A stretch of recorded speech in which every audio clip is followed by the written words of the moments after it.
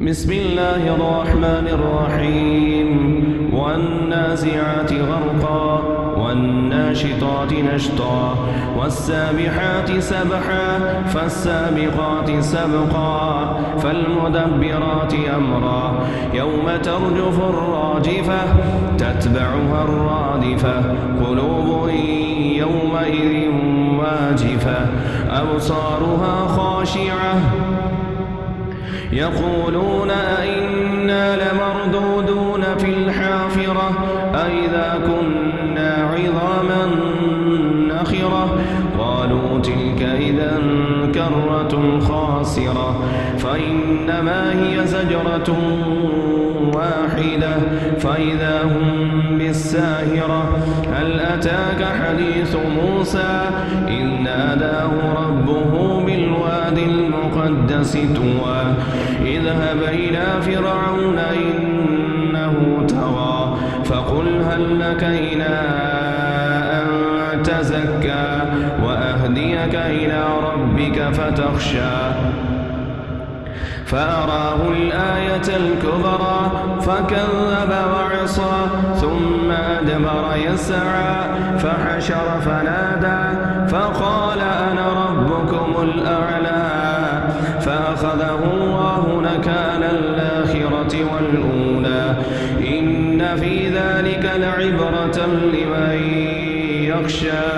أنتم أشد خلقا أم السماء بناها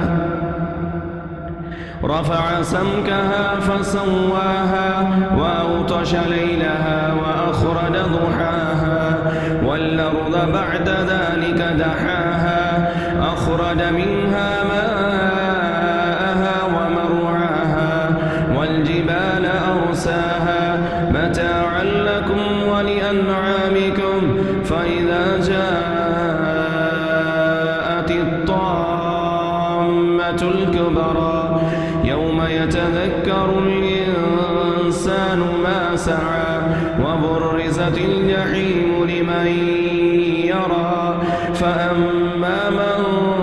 طغى وآثر الحياة الدنيا فإن الجحيم هي المأوى وأما من خاف مقام ربه ونهى النفس عن الهوى فإن الجنة هي المأوى يسألونك عن الساعة أيان مرساها فيما أنت من ذكراها إلى ربك منتهاها إنما أنت منذر من يخشاها كأنهم يوم يرونها لم يلبثوا إلا عشية أو ضحاها